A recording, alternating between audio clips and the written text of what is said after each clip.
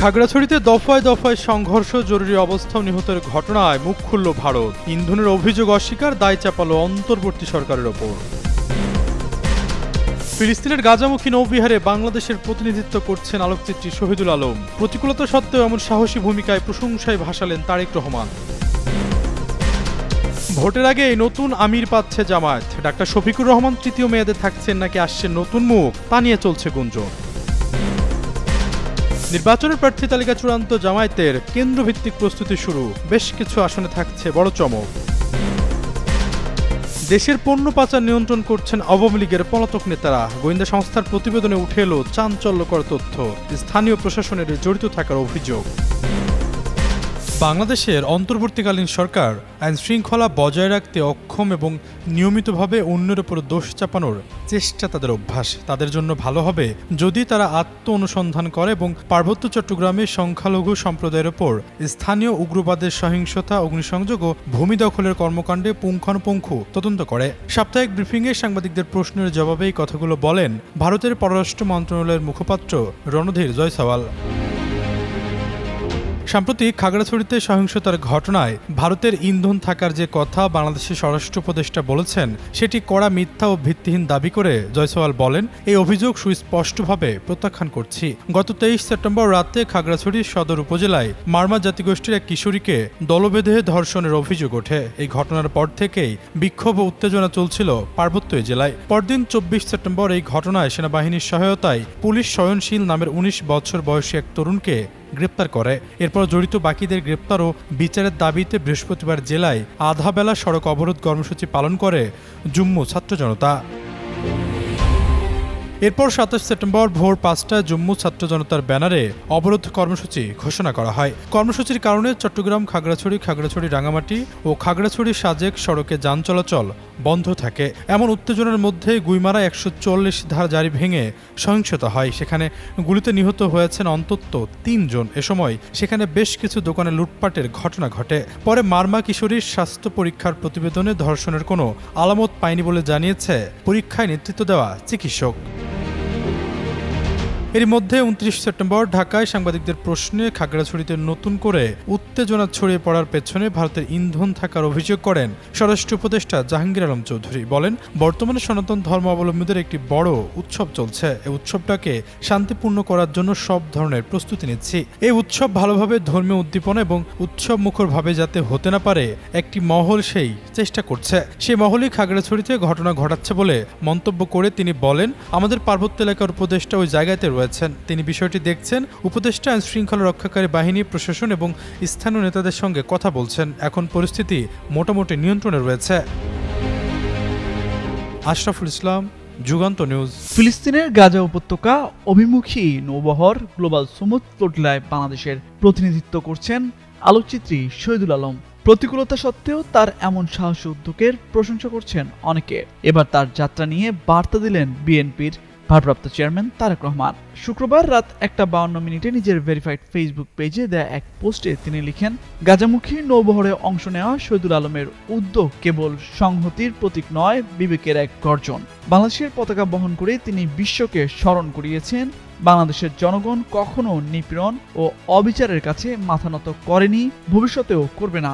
BNP সর্বদা শহীদুল আলম এবং ফিলিস্তিনের জনগণের পাশে থাকবে বলেও প্রতিশ্রুতি ব্যক্ত করেন দলের ভারপ্রাপ্ত চেয়ারম্যান। জামায়াতে ইসলামের আমির ডাক্তার শফিকুর রহমানের মেয়াদ শেষ হচ্ছে চলতি বছরের ডিসেম্বর মাসে। ফলে আসন্ন নির্বাচনের আগেই সংগঠনটিকে নতুন আমির নির্বাচন করতে হচ্ছে। এমন অবস্থায় জনমনে কৌতূহল জেগেছে কে হবেন এই দলটির পরবর্তী আমির। ডাক্তার শফিকুর রহমান তৃতীয় মেয়াদে থাকছেন নাকি আসছেন নতুন মুখ।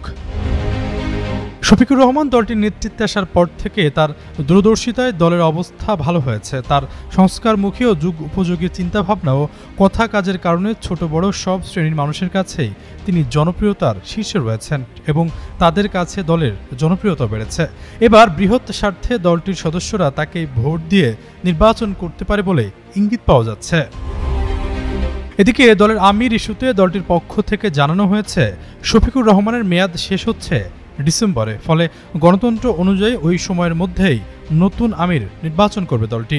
জামায়াতের সহকারী সেক্রেটারি জেনারেল এহসানুল মাহবুব জুবায়ের বলেন, জামায়াতে ইসলামের গঠনতন্ত্র অনুযায়ী কেন্দ্রীয় সংগঠনগুলোর মেয়াদ ৩ বছর হয়ে থাকে। এই মেয়াদ শেষ হওয়ার আগেই পরবর্তী ৩ বছরের জন্য কেন্দ্রীয় সংগঠনগুলো নির্বাচন সম্পূর্ণ হয়।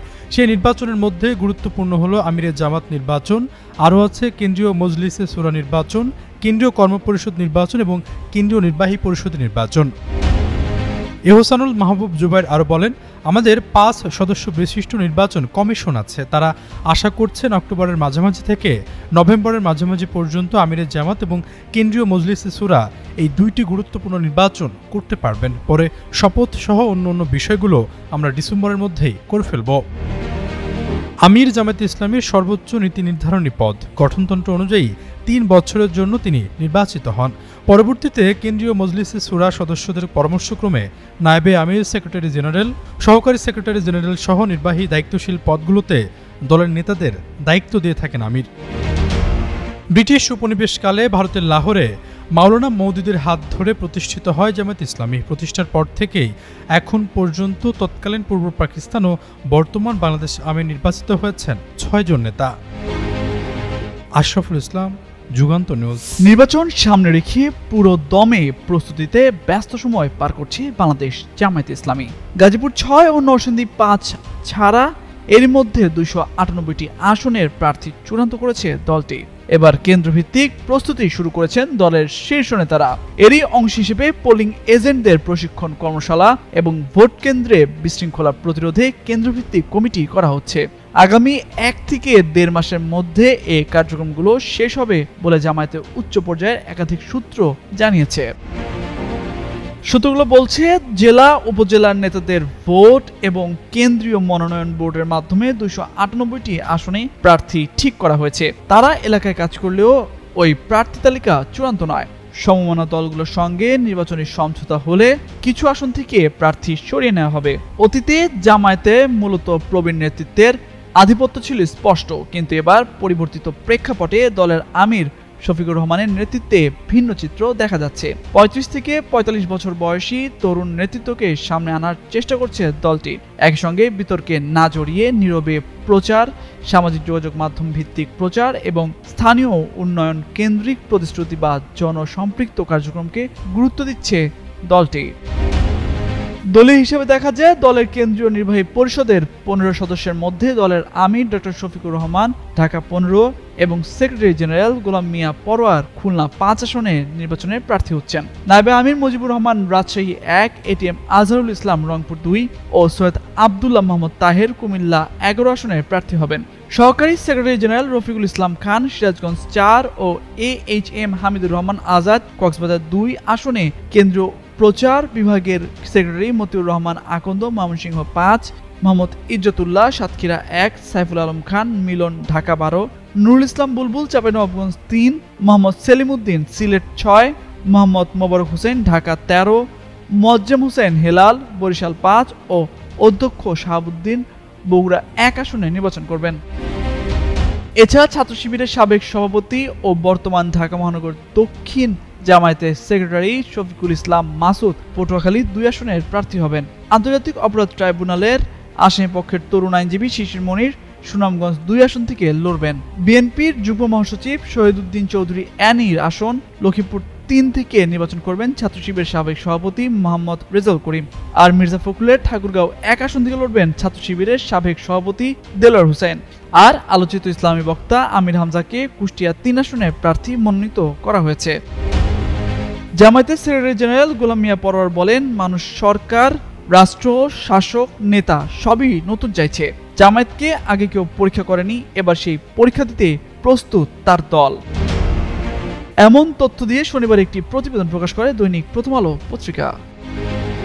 তামজিদ মির্জা, যুগান্তর নিউজ।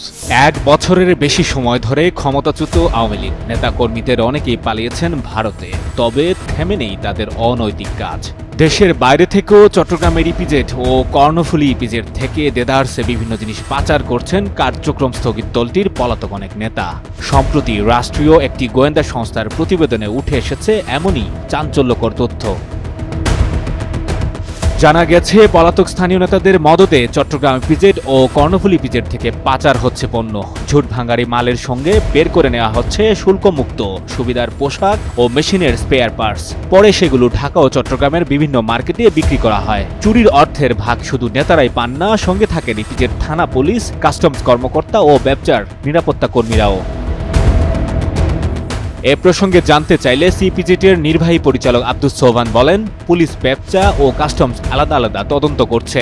পণ্য পাচার রোধে সিপিজেট তদারকি জোরদার করছে। তিনি আরও বলেন, প্রায়শই ইপিজেটের গেট থেকে ঘোষণার বেশি ওজনের ট্রাক আটক করে পরে তা কাস্টমস কর্তৃপক্ষের কাছে হস্তান্তর করা হয়। আন্তঃসংস্থার যোগাযোগ বৃদ্ধির মাধ্যমে পণ্য পাচার পুরোপুরি প্রতিরোধ করা সম্ভব। এ বিষয়ে এক প্রতিবেদনে বলা হয়, পণ্য পাচারে জড়িত ব্যক্তিরা হলেন ৩৯ নং ওয়ার্ড আওয়ামী লীগের সাধারণ সম্পাদক জিয়াউল হক সুমন, ব্যবসায়ী মোর্শেদুল ইসলাম তাজু।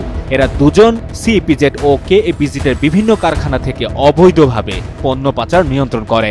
কারখানা থেকে মাল বিভিন্ন স্থানে পৌঁছানো পর্যন্ত সবাইকে ম্যানেজ করে থাকে এবং টাকার ভাগাভাগি সহ পুরো প্রক্রিয়ার সমন্বয় করে। পণ্য পাচারে জড়িত কারখানাগুলো হলো জে মিলস, সেকশন 7 অ্যাপারেলস, এম&সি apparels, Merimo company limited, Can Park, Regency, Pacific Casual, MZM textile উল্লেখযোগ্য। অভিযোগ রয়েছে, সংগ্রহীত টাকা ইপিজেড থানার ওসি আখতারুজ্জামান বিপ্লবের কাছে জমা দেয় এবং তার মাধ্যমে ভাগ বাটোয়ারা হয়। টাকা সংগ্রহে জড়িত ব্যক্তিরা হলেন সিইপিজেডে ব্যবসার গোয়েন্দা রমিজ ও জামির, কাস্টমসের সহকারী রাজস্ব কর্মকর্তা সমীরণ সরকার, সাব ইন্সপেক্টর সিরাজ সিপাহী শাহিন, কেইপিজেডের নিরাপত্তা কর্মকর্তা মিজানুর রহমান, গোয়েন্দা পরিদর্শক নজরুল ইসলাম, রাজস্ব কর্মকর্তা আজমউল্লাহ, সিপাহী মাহফুজ, সিপাহী হরিদাস। এসব ব্যক্তিদের সংগ্রহিত টাকা পরে ব্যবসা ও কাস্টমসের অন্য কর্মকর্তা কর্মচারীদের মধ্যে ভাগ বাটোয়ারা হয়।